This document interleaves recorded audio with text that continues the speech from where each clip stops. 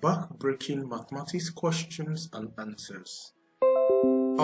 These questions are quite interesting and I'm going to see how you fare with them. Let's look at the very first question here. Question number 1 says, the temperature is 96 degrees on the beach at 1 p.m. on Monday. If the temperature decreases by 25% by 5 a.m. Tuesday morning and then increases by 10% by noon that same day, what is the approximate temperature at noon on Tuesday? I'll always encourage you not to read a mathematics question the way you read an English question. So it's always advisable to read and answer sentence by sentence. So let's take a look at the first sentence. The temperature is 96 degrees on the beach at 1 p.m. on Monday, right? Now, this temperature decreases by 25%. If you remove 25% from 96 degrees, you are going to get the new temperature. So it decreases by 25%. Note, 100% means the original value. So let 100% be 96 degrees. If you remove 25% from 100%, it will give you the new value. 100% minus 25% will give you 75%. So the new value will be 75% of this, right? So 75% will definitely be less. Since it will be less, you divide by the more. So this will help you get the new value. So the new value will be 75%, which is less, divide by the more, which is 100, all right, times the original amount, which is 96 degrees. 75 divided by 100 is same thing as 0.75. Now, times 96. All I did, back to 75 over divided by 100 here. 100 has 2 zeros, so from here I just moved 1, 2, and that gave me the 0.75. Now, if you are multiplying a decimal number, just ignore the decimal, right? And solve. Once you're done, you put back your decimal point where it should be. Now, I know that this is 2 decimal places, okay? But I'm going to ignore it and just multiply 375 as whole numbers. As a whole number, I multiply 75 by 96. So let's work that out. 96 times 75. 5 times 6 is 30. You put 0, you put 3 here. 5 times 9 is 45 plus this 3. That's 48. Then you go over to this 7. 7 times 6 is 42. You put down this 2 and you put 4 here. 7 times 9 is 63 plus 4. 67. 7 and 6. Sum this, you have 0. 8 plus 2, 10. 0, put 1 here. 4 plus 7, 11 plus 1, 12. Put 2 and move 1 here. 6 plus 1, 7. Now, if you multiply 96 by 75, it will give you 7,200. Remember that I said that you have 2 decimal places here. So you count 1, 2, put your decimal point here. So the new value, if you decrease 96 degrees by 25%, the new value, which is 75%, will be 72 degrees. Now I have the new value. Back to the question. If the temperature decreases by 25%, now the new value will be 72%. And that happened by 5 a.m. Tuesday morning. Then increases by 10%. This is just the last step. Increases by 10% by noon that same day. What is the approximate temperature at noon? Now you are going to treat this 72%, of course, is the new value. And I told you that original amount is always 100%. So the new original amount, which is 100%, is 72 degrees. It increases by what? By 10%. Instead of being 100%. For increase, you do addition. For decrease, you do subtraction. Like I did here, subtracting 25 from 100, that give me 75 because it's decreased. But since it's increased now, Since it's increased now, instead of doing subtraction, it's going to be 100% plus 10%, which is the increase. It will give me 110%. All right, and you know that 110%, the value will definitely be bigger than the value of 100%. So it's going to be more. Let M stand for more. If it's more, you divide by the less. So the more is 110%, and the less is what? 100%. You divide by the less, which is 100%. Like I did earlier. Now multiply whatever you have by 72%, and that's 72 degrees, and you get your answer. This percentage symbol cancels percentage symbol. 0 cancels 0.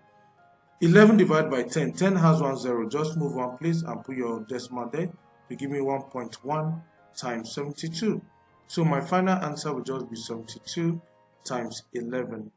1 times 2 is 2. 1 times 7 is 7. Okay, this space won't be enough. So I need to just manage space. And let me take this here. Let me call this out. So 72 times 11. 1 times 2 is 2. 1 times 7 is 7. 1 times 2 is 2. 1 times 7 is 7. So we have 297 if you sum this up, alright? Remember, we have one decimal point here, okay? So you put one decimal point here. So the answer is 79.2 degrees. But the question says, the last sentence, what is the approximate temperature at noon? So this is approximately 79 degrees. So the answer will be approximately 79 degrees. Reason being that 0.2 is less than 5. So it cannot affect the whole number, which is 79. Alright? So from what I've done, I want you to always read a mathematical question sentence by sentence, and always pay attention to the last sentence. It carries the information of what you should do or how you should end your solvings. Alright, now we are done with question number 1. Let's see if question 2 will be more friendly. Remember, this is back-breaking mathematics questions and answers. So you are not meant to have them easy. So question 2 says, at 3 p.m., a plane left New York City for Los Angeles, traveling at 600 miles per hour. At 3:30 p.m., another plane left the same airport on the same route, traveling at 650 miles per hour. At what time did the second plane overtake the first? For question on rates, I enjoy using table to solve them. So I'm going to encourage you to do that. So we are going to create a table where we'll show the rate, the time, and the distance of these two planes. Okay, so I'm creating my table. We have the table here. Okay, so the first plane left at, let's say, first and second to represent the two planes. Now, R here stands for rate. Rate times time. Okay, you know in Nigeria we like just saying speed. So speed and rate, of course, is same thing. Speed times time will give you distance. So the rate is same thing as the speed of the plane. So the rate times the time will give me is equal to the distance here. Now we have two planes. The plane that left at 3 p.m. and the plane that left at 3:30 p.m. Now the plane that left at 3 p.m. traveled at what rate or what speed? 600 miles per hour. So on that rate here, I'm going to put 600. Okay, 600 miles per hour. Now at 3:30 p.m., that means 30 minutes later. 30 minutes is same thing as half hour. So half hour later, another plane left the same airport on the same route, traveling at 650 miles per hour. So the plane that left at 3:30 p.m., the speed or the rate of that plane is 650 miles, right? They didn't give us the time it took the first or the second plane to complete their journey. So I can just say, let the time it took the first plane, that's the one that left at 3 p.m. to complete his journey, be X, since it wasn't given. But I know that the second plane left half an hour later. So the first plane left like 30 minutes or half an hour earlier than the second. So the time it will take the second will be X minus half hour, 1/2, because he left 3:30, 30 minutes later. That is why we have this minus 1/2, or like minus 30 minutes. Remember, distance is speed times time. I don't want this to confuse you, so I'm going to make this table bigger so the information will be clearer. Okay, so let it be bigger. Okay, so this, so the second will be minus 1/2. Okay, so once you're done with these two information, remember what I said earlier, that rate times time will give you distance. So to get the distance covered by the two planes, the first one, the distance covered will be 600 times x, 600x, while the second will be 650 times x will give you 650, or let's just say 650. Use it to multiply everything, the time, which is x minus 1/2. Okay, so before I continue solving, I want to tell you something. Since the speed of the second plane, which left half an hour earlier, that is why the time is x minus half, is 600, is covering 650 miles per hour. So the speed of the second is more than the speed of the first. Eventually, the second plane will catch up with the first plane, isn't it? Yes, it's going to happen. Remember I said that let S travel okay, so let me just solve it here. The travel time of the first plane. Okay, I said eventually. At this point, the distance, at what time, look at the last sentence here. At what time did the second plane overtake the first? At the point where the two distances equal, that will be when the second plane can overtake the first. At what time? When the distance of the first, 600x according to the table. Alright, so I said at the point where this distance of the first, 600x, is equal to distance of the second, which is 650 bracket x minus 1/2. Now, this is the time where the second plane can overtake the first. But if their distance are not equal, then that won't happen. So this will give me 600x equal to 650 times x will give me 650x. Now, 650 times minus 1/2 will give me minus 325. Okay, so 650 times minus, just divide 650 by 2. That will give you your answer. The next thing to do is to collect like terms. So let the equal to be here. 650x is bigger than 600x.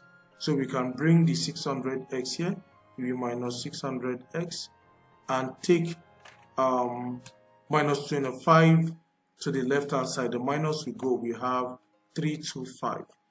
650x minus 600x. I like keeping the unknown value at the left hand side. 650x minus 600x will give me 50x equal to 325. Okay, or same thing as saying 325 equals to 50x. Don't be confused. To get the value of x, we divide both sides by 50. So 50 here 1, 50 here 1. X will be equal to 325 divided by 50, it will give me 6.5 hours. Okay, so the interpretation, the plane that left at 3 p.m. traveled for 6.5 hours. The time then should be what? 9:30 p.m. Remember, it left around 3 p.m. So 3 plus 6 is 9. 9.5 hours. Half hour is same thing as 30 minutes. So, and it's like 6.5 hours later that the second plane moving at a faster speed can now overtake the first plane. Now we are done with question 2. Let's take a look at question 3. Remember, still back-breaking mathematics questions and answers. So for question number 3, this question says, as an employee, all right, so now I'm taking the question again. As an employee at a clothing store, you receive a 10% discount on all purchases.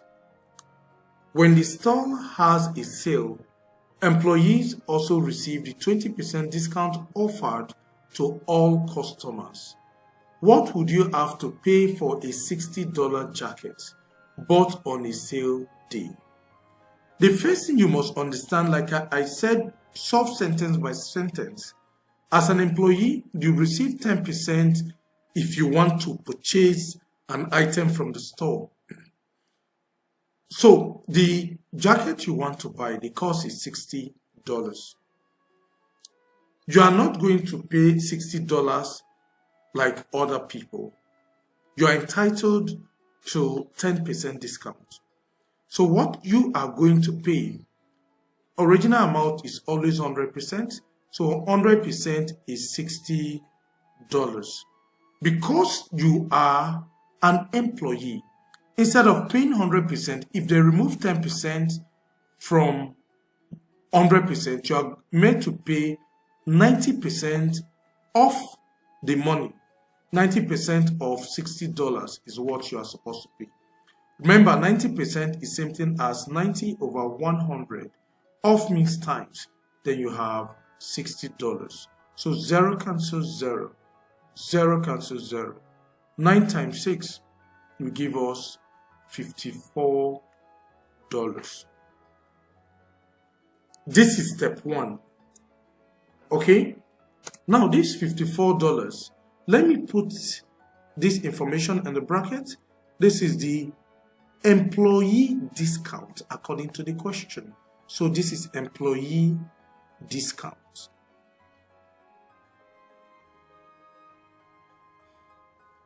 Now,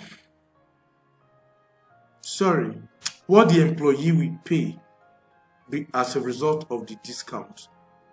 Okay, so not employee's discount. When the store has a sale, employees also receive the 20% discount offered to all customers.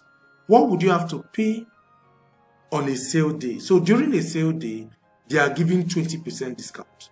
That's for all customers. You being an employee, already you are not supposed to pay this $60. You are supposed to pay $54. Now on a sale day, this 20% is also applicable to you. So if 100%, now your 100% is $54. That's what you're supposed to pay. Because it's a sale day, they remove 20% for you. 100 minus 20, you are meant to pay just 80% of the worth of what you are supposed to pay. 80% means 80 over 100. So you are meant to pay 80 over 100 times $54. 0 cancels 0. Okay? 8 divided by 10 will give me 0.8 times $54. Ignore the decimal point. Just multiply 54 by 8, then you put 1 decimal point. 8 times 4 is 32. 2, keep 3. 8 times 5 is 40 plus 3, 43. Remember, we have 1 decimal place here. You put it here. So, for money, always add 0. You cannot leave 1 digit. So, add your 0. So, what you are supposed to pay is $43.20. 43.20 pence dollars. Sorry, I'm sure this is clear. All right, now you understand why I titled this Backbreaking Mathematics Questions and Answers. Question 4. Two rectangular boards, each measuring 5 feet by 3 feet, are placed together to make one large board. How much shorter will the perimeter be if the two long sides are placed together than if the two short sides are placed together? This question looks tricky, but it is very easy. We have two rectangular boards. They want you to place it in two different ways. The first way is to place the long sides together, which will give you something like this, or to place the short sides together, which will give you something like this. Now, the length of the rectangle is 5 feet and the breadth is 3 feet. So the length is always the longer side. So let this side be 5 feet. Let the distance from this point to this point, the breadth, be 3 feet. This is also 3 from here to here. Now this other length is 5 feet. From this point to this point is breadth, and it is 3 feet, while from this point to this point is 3 feet. Alright, here the two long sides are placed together. The two short sides are placed together here. So this will be the length or the longer side, which is 5. This is the shorter side, 3. This is 5. This is 5. The shorter side, 3. Then this is 5. Let's get the perimeter when the two longer sides are placed together. The perimeter of any shape is the distance from the shape. So we'll simply sum up all the sides together, which will give me 5 plus this 3, which is 8. 8 plus 3, 11. 11 plus 5 is 16. And 16 plus 3, 19. 19 plus 3, 22. That's the perimeter you get when the two long sides are placed together. Okay, for the two short sides, 5 plus 5 is 10. 5 plus 5 here is 10. That's, we have 10 on top, 10 under, that's 20. 23 plus 23, 26. If you place the two short sides together, you are going to get 6 feet as the perimeter. If you place the two long sides together, you are going to get 22 feet as the perimeter. Look at the last sentence. How much shorter will the perimeter be if the two long sides are placed together than if the two short sides are placed together? You subtract. If the two short sides are placed together, the perimeter will be 26 feet. But if the two short sides are placed together, the perimeter will be 22 feet. So 26 minus 22 will give you your answer, which is 4 feet. Alright, that's for question number 4. Let's look at question number 5. Two cars start from the same point at the same time. One drives north at 20 miles an hour, and the other drives south on the same straight road at 36 miles an hour. How many miles apart are they after 30 minutes? For this question, for the two cars, they gave us their various speed. The first car, they gave us the speed of the car. The speed of the car is 20 miles per hour. Remember, both of them covered 30 minutes each. So this car drove for what time? 30 minutes is same thing as half an hour. I'm sure you know that. But we don't know the distance that this first car covered. So we need to find the distance. Formula for calculating distance is speed times time. So the distance covered by the first car is the speed, which is 20 miles per hour, times the time it took this first car to cover such distance, which is half an hour. So this 2-year one, 2 will go into 10 times. 10 times, okay? So the distance is 10 miles. Okay? That's what the first car covered. Let's go to the second. The second car, the speed is 36 miles. Look at it here. According to the question, is 36 miles per hour. Remember, the second car also covered 30 minutes, which is half hour. But we don't know the distance that this second car covered, so we need to calculate it. Again, distance is speed times time. So the distance covered by this second car is the speed of the car, which is 36 miles per hour, times the time it took the car, which is half hour. 2-year one, 2 into 36 is 18. 18 times 1 will give me 18 miles. Alright, let's read the question from beginning to the end so that we can know what to do with the distance covered by the first car and the second car. So 2 cars start from the same point. Let this be the point they started from. Okay? They started from this point. One drives north at 20 miles an hour. Now, driving north, that means one of them came this way, and that first one covered, we calculated the distance that it covered 10 miles. From this starting point to this point, let it be 10 miles. Okay? And the other drives south. South from this point of origin is like coming downward. At 36 miles an hour, we calculated that the distance covered by the second one is 18 miles. Now, how many miles apart are they after 30 minutes? So now we have their distance. We know they are 18 plus 10. That's the distance from this point to this point is 18 plus 10, which is 28 miles apart. So the right answer is 28 miles. Alright, question number 6 is, what is the difference between the greatest 3-digit number and the smallest 2-digit number, each formed by different digits? To find the greatest 3-digit number formed by different digits, we start with the largest digit in the hundreds place and then proceed with the next. Since we have 3 digits, the greatest will be 9. Since they ask us to use different digits, it will be 987. This is the greatest 3-digit number.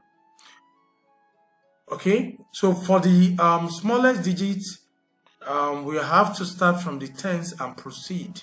So we just have 1 and 0. This is the smallest 2-digit number that can be formed by different digits. So they said find the difference. The question wants us to find the difference. In mathematics, difference means subtraction. So 987 minus 10 will give me my answer. 7 times 0 is 7. 7 minus 0 is 7. 8 minus 1 is 7. Bring down 9. My answer is 977. Alright, question number 7 says, a family consists of 2 grandparents, 2 parents, and 3 grandchildren. The average age of the grandparent is 67 years. That of the parent is 35 years, and that of the grandchildren is 6 years. What is the average age of the family? In this question, the family consists of 2 grandparents. So let's find the total age of the grandparent. TGP, let it stand for total age of grandparents. Since the average age of the grandparent is 67, to get the total, there are 2, you multiply 67 by 2. It will give me 134 years. The average age Okay, that of the parent is the average age of the parent is 35 years. Okay. Since the question says there are two parents, the total age of parents, let parent just be TP, will be 35, which is their average age, times 2, which will give us 70 years. And the average age of the grandchildren is 6 years. But the question says there are 3 grandchildren in the family. So the total age of the grandchildren, TGC, will be 6 years times 3 of them, which will give me 18 years. Okay, so with this, I can find the average age of the family. So let's sum up their ages together. 134 plus 70 plus 18. Now divide this by the total number of all the family members. 2 grandparents, 2 parents, and 3 grandchildren will give me 7.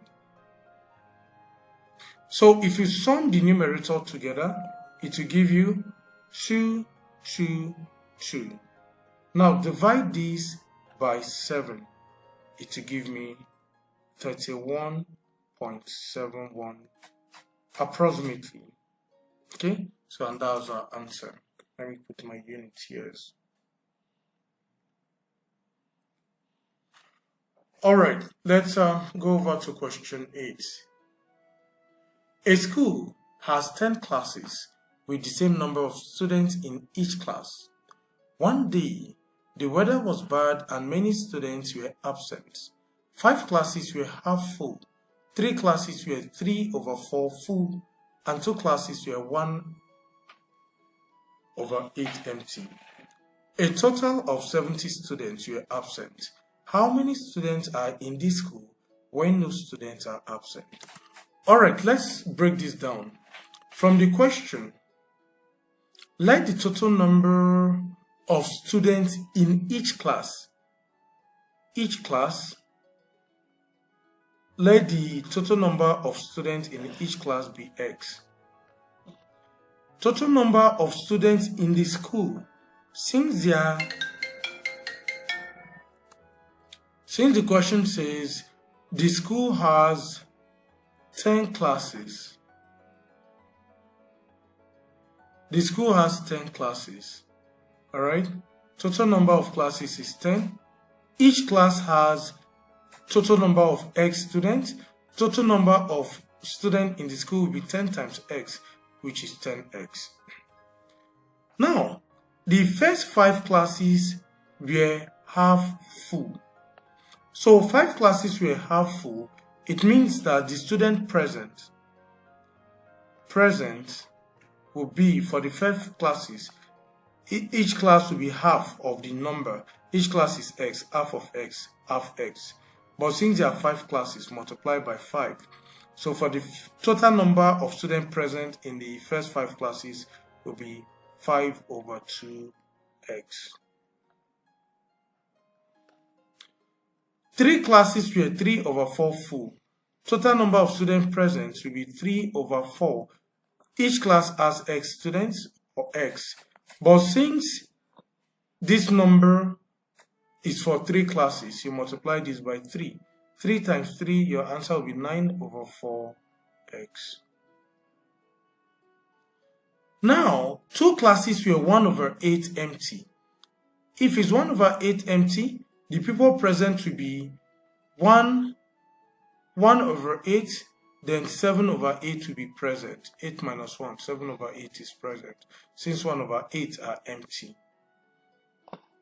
So for this, we are going to have 7/8 of X are present. But since this number is for 2 classes, you multiply by 2. 2 here 1, 2 into 8, 4. So we have 7/4X. The question also says that A total of 70 students were absent. So what I have present now will be 5 over 2x for the first classes plus 9 over 4x for the first 3 classes plus 7 over 4x, and absent will be 70 students. Alright,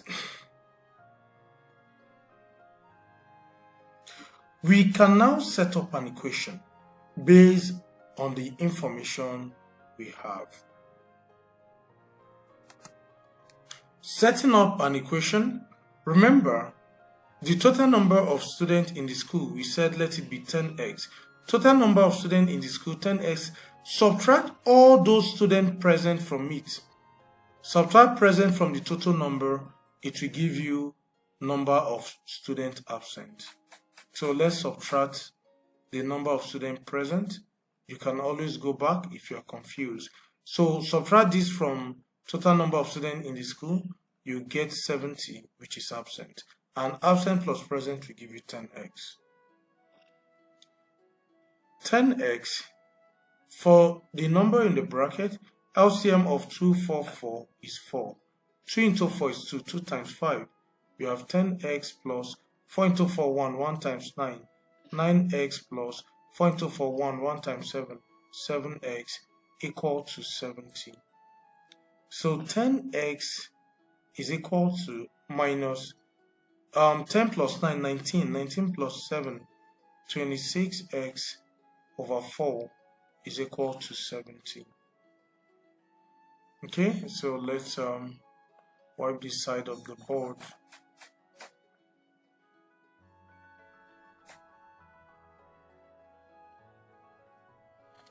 Alright, 10x minus 26 divided by 4 is 6 remainder 2 out of 4x equal to 70. 2 here, 1, 2 into 4, 2. So 10x minus 6.5x equal to 70. 10 minus 6.5 will give me 3.5x equal to 70. 3 1 over 2, change to improper fraction. 2 times 3, 6 plus 1. 7 over 2x is equal to 70. Let this be over 1, cross multiply. So 7x is equal to 2 times 70, 140. Now divide both sides by 7. 7 cancels 7. I'm trying to get x. 7 into 140 is 20. X is 20. Remember we said that x is the number of students in each class. One class has 20 students, but there are 10 classes. Total number of students in the school will be 10 times 20, which will give me 200 students. Alright, take note of this question. This is a good question. Let's take question number 9. This question says, 2 balls A and B rotate along a circular track. Ball A makes 4 full rotations in 120 seconds. Ball B makes 3 full rotations in 60 seconds. If they start rotating now from the same point, when will they be at the same starting point again? To find out when both balls will be at the same starting point again, we need to find the least common multiple, that's LCM of the times it takes for each ball to complete 1 full rotation. The question says, let's start with ball A. For ball A, it makes 4 full rotations in 120 seconds. So 1 full rotation will be the time 120 seconds divided by 4, which will give me 30 seconds. So it will take 30 seconds for 1 full rotation, and 4 full rotation will be 30 in 4 places, that's 120. We go to ball B. For ball B, it makes 3 full rotations in 60 seconds. So for 1 full rotation, it will be 60 divided by 3, which is 20 seconds. Now, alright, what we need to do now is to find the LCM of 30 and 20. Alright, one full rotation for A, 30. One full rotation for B, 20. The smallest number that can divide through is 2. Divide by 2, 30 divided by 2, 15. 20 divided by 2, 10. Continue with 2, 15 divided by 2, not possible. 15, 10 divided by 2, 5. Go to 3, 15 divided by 3, 5, 5. 5 here, 1, 1. Alright, so the LCM will be 2 times 2 times 3 times 5. 2 times 2, 4. 4 times 3, 12. 12 times 5, 60 seconds. So to answer the question which says, if they start rotating now from the same point, when will they be at the same starting point again? In a minute time or in 60 seconds time? And the final question says, 25% of the students in a class of 48 students are prefects, while 50% of the rest are house captains. Find the ratio of the captains to the whole class. 25% of the students are prefects. Let's calculate the number that are prefect. 25%, which means 25 over 100, times the number of students, which there are 48. 25 here 1, 25 into 100 is 4. 4 into 48 is 12. So prefects are 12 students.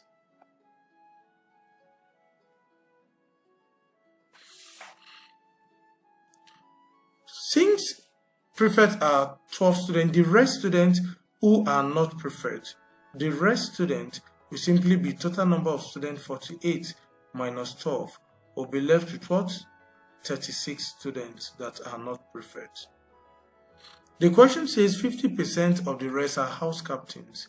So house captains, HC, 50% of 36 is 18. Just half of 36 is 18. Find the ratio of the captains. 18 are the captains to the whole class. That will give you 18 ratio. Total number of students for the whole class is 48. 18 ratio 48. What can go? 6 can. Divide both sides by 6. 18 divided by 6 is 3. 48 divided by 6 is 8. So the answer is 3:8. Thank you very much for staying with me. I hope you enjoyed this class. Keep supporting what I do. A lot of interesting questions like this will definitely be coming your way. Thanks and bye.